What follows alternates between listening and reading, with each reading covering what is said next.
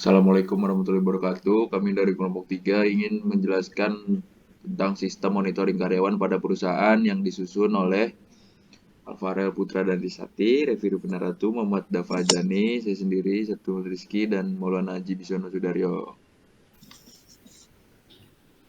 Oke, di sini bab 1 adalah latar belakang. Dengan adanya pengawasan atau monitoring, diharapkan pekerjaan seseorang dapat terlaksana dengan baik. Apabila pengawasan terhadap kinerja karyawan ini dikelola secara benar, maka akan membantu organisasi mencapai tujuan-tujuannya. Jika dikelola tidak benar, maka karyawan akan mengurangi upaya-upaya mereka dalam bekerja. Untuk menahan karyawan yang baik, manajer sumber daya manusia haruslah memperhatikan dan memastikan bahwa terdapat kewajiban dalam bekerja. Adapun pentingnya monitoring atau pengawasan terhadap kinerja karyawan adalah merupakan salah satu hal yang dapat mempengaruhi dalam menjalankan setiap pelaksanaan kerja yang telah ditetapkan perusahaan.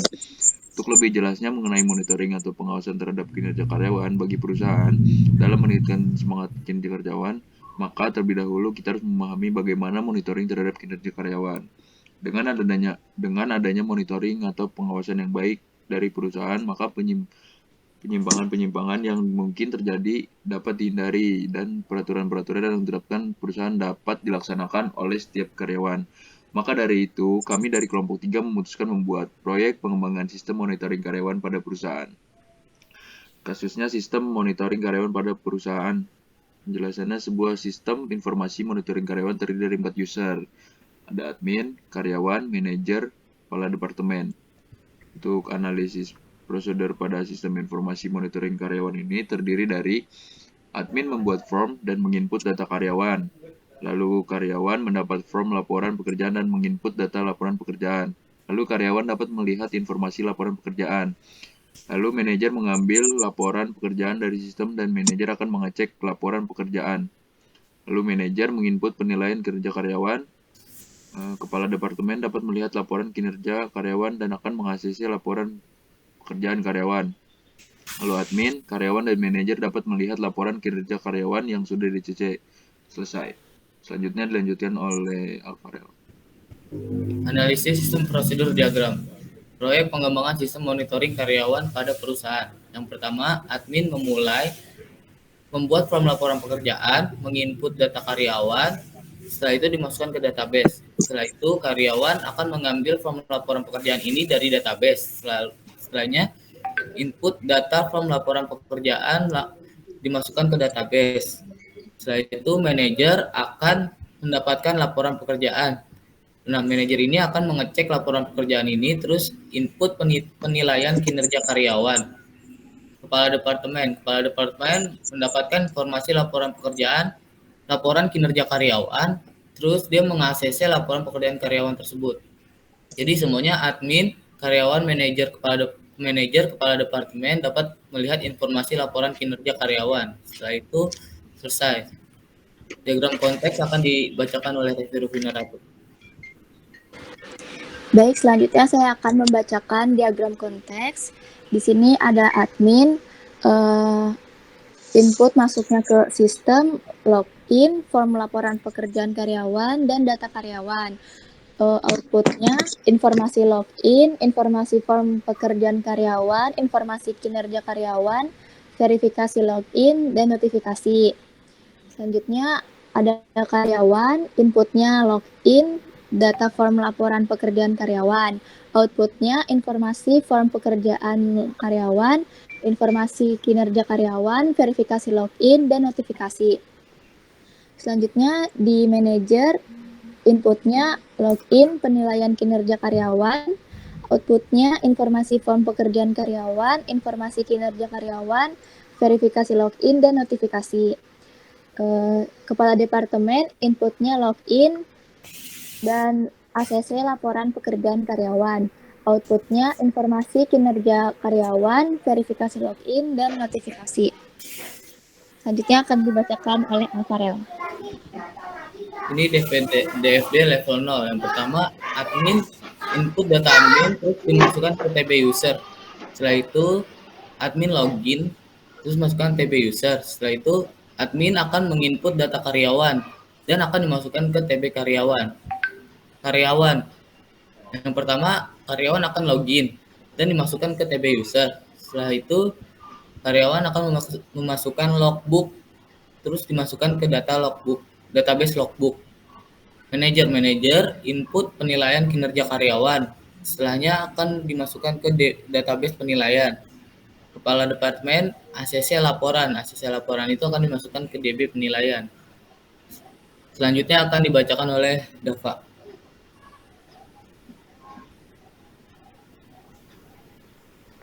Jadi di sini ada ERD. ERD di sini ada dari manajer input penilaian kinerja, lalu ACC dari kepala departemen, lalu dari penilaian kinerja menghasilkan laporan pekerjaan, lalu input, lalu karyawan. Di sini ada login juga, ada akun juga, ada login, ada admin. Nah, di sini di manajer ada ID karyawan, ID manajer, nama manajer, lalu di penilaian kinerja ada ID laporan pekerjaan, ID kepala departemen, ID manajer, ID penilaian, nilai, tanggal nilai. Di kepala departemennya sendiri, ID kepala departemen, ID karyawan, nama kepala departemen. Nah, di laporan pekerjaan ada ID laporan pekerjaan, ID karyawan, tugas proyek, detail pekerjaan, durasi pekerjaan. Di karyawannya ada username, ada ID karyawan, lalu ada nama karyawan, ada alamat, jenis kelamin, dan nomor telepon. Sementara di login hanya membutuhkan username dan ID karyawan, sementara di akun dibutuhkan password, username, dan level. Lalu di admin ada nama admin, ID admin, dan username. Di sini struktur tabelnya di akun, username membutuhkan tipe data varchar dengan length 20, itunya primary key, password varchar, lengthnya 20, foreign key, level, enum, admin karyawan, tidak boleh kosong deskripsinya. Lalu di admin ada ID admin, varchar, lengthnya 7, deskripsinya primary key, username varchar, panjangnya 20, jenis ininya foreign key, nama admin, char, panjangnya 30, tidak boleh kosong, not null. Di karyawan ada ID karyawan, tipe datanya varchar, panjangnya 7, deskripsinya primary key, username varchar, panjangnya 20, foreign key, nama karyawan, tipe datanya char, panjangnya 30, tidak boleh kosong atau not null. Di sini ada jenis kelamin, tipe datanya enum, pria dan wanita, tidak boleh kosong deskripsinya. Alamat varchar, panjangnya 50, not null. Nomor telepon varchar, panjangnya 13, deskripsinya not null. Di sini ada manajer, ID manajer, varchar, panjangnya 7, deskripsinya primary key, ID karyawan, varchar, panjangnya 7, foreign key, nama kepala depart, char, panjangnya 30, not null. Lalu selanjutnya ada penilaian kinerja, ID penilaian varchar, panjangnya 7, deskripsinya primary key, terus ada ID manager, varchar, panjangnya 7, deskripsinya foreign key. Terus lalu ada ID kepala depart, varchar, panjangnya 7, not null, ID laporan pekerjaan, varchar, panjangnya 7, not null juga. Terus ada nilai, varchar, panjangnya 10, not null, tanggal nilai, tipe datanya date, not null.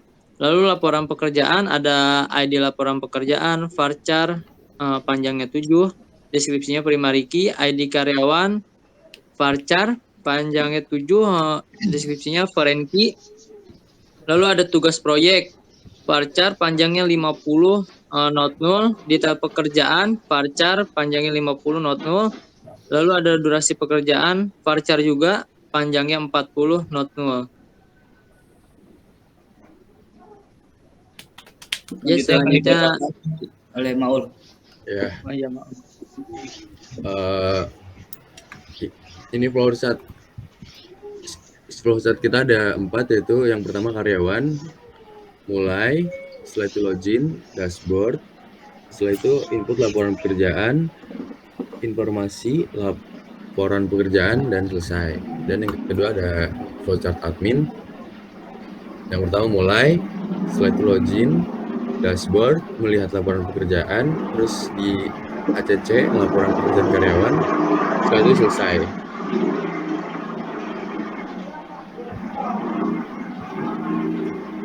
Flowchart yang ketiga ada manager.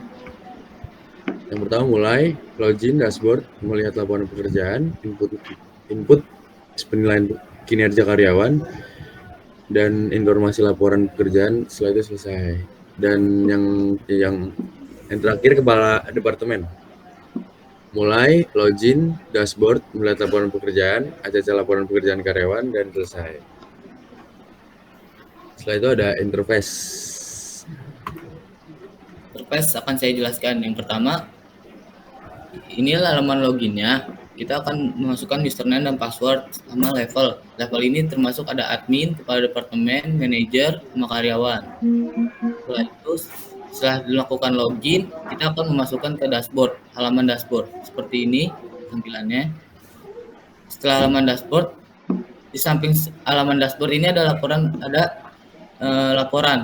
Misalkan karyawan akan memasukkan laporannya. Di sini ada ID karyawan, nama karyawan, dan ini tabel laporannya. Dia di sini bisa hapus, edit, dan tambah. Setelah laporan ada penilaian. Di sini ada penilaian, masukkan ID karyawan, nama karyawan, tabelnya. Di sini bisa hapus, edit, dan tambah. Selesai.